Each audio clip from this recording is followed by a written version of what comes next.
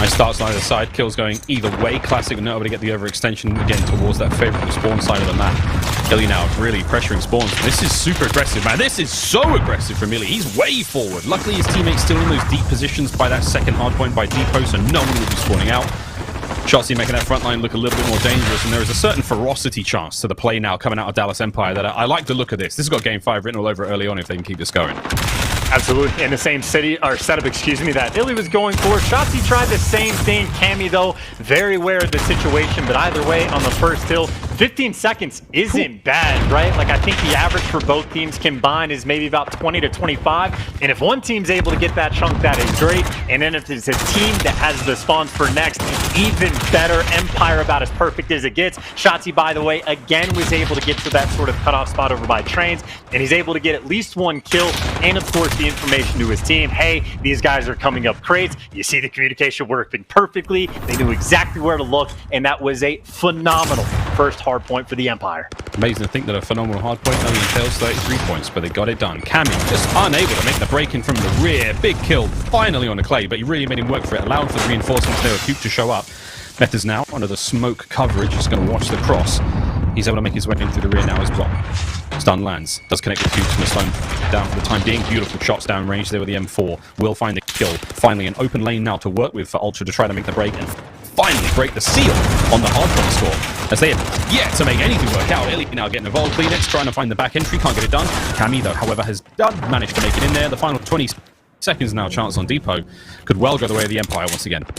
Maybe the good news for Toronto Ultra is they're able to chip away a few seconds when they got a few bodies inside, and of course got enough kills along the way that the rotation should be good for them. Of course, the bad news, you're down by 70 points, and if you lose this rotation, things might start to spiral out of control, and Empire at least are going to be able to get that far left side spawn. You see Cute is going to pop up on the minimap, and Grim6 winning gunfights like that. The instant break is there in already an 80-point game straight off the rip.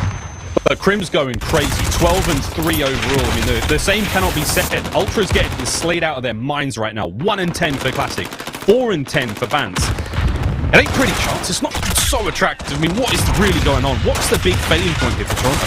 I mean, they never were able to get enough pressure, right? Even when they got that slaying out towards this hill, the back spawns were locked up. Grim6 came in the back, and maybe more importantly, just some of the gunfights these guys have been able to win, ripping off the Toronto Ultra players off whatever head glitch train station they're going to be able to find nearby. But maybe one final attack, a couple players for Ultra trying to force their way inside, and maybe not enough to be scrappy, or maybe just enough as Bance is able to buy his team a few more seconds. But either way, it's an 80-point game. Toronto Ultra, this is going to be a tough spot for them to deal with.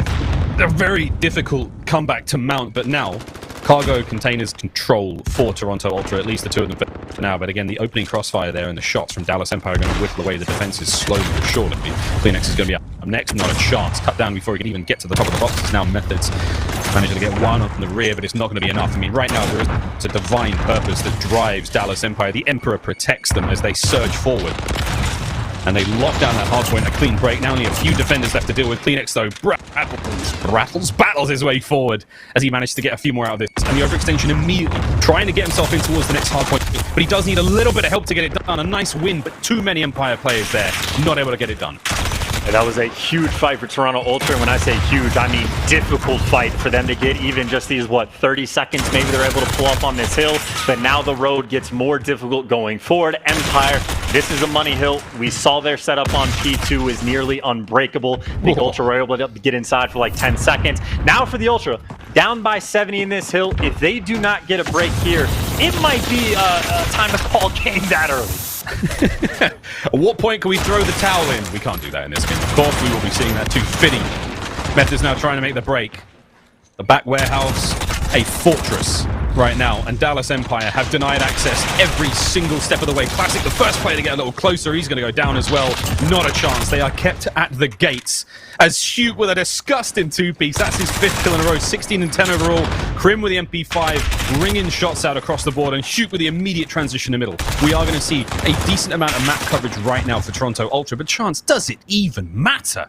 I mean, at this point, it is getting difficult. Earlier, he asked me what's going wrong for Toronto Ultra. Well, they're getting outslayed by about 31, 32 kills, and we're what? At the halfway point of the game. Congratulations. First set of rotations are in, and look at this setup the Empire has already been able to get. They trade away 10 seconds of scrap time to make sure that they get the right side of the map spawned. Just thinking long term, it's already a 100-point lead. They already have it set up on this T1 hill. They are doing everything perfectly, but the slaying power, the best thing to look at. Again, we are beyond the plus 30 in the kill column for the Empire. Toronto Ultra, they got to find a second or third switch to flip to even think about getting back into this game.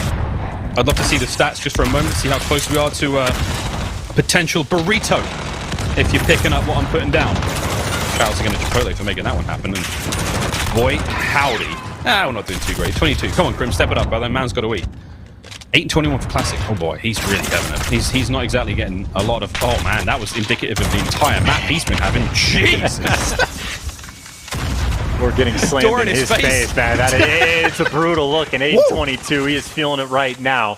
Did have a very nice map too, but this bounce back is going to be tough, and frankly, again, this is Empire just trying to get those guns as hot as possible for what they are definitely thinking about for the map 5, but maybe still Toronto Ultra, not the worst P1 I've ever seen.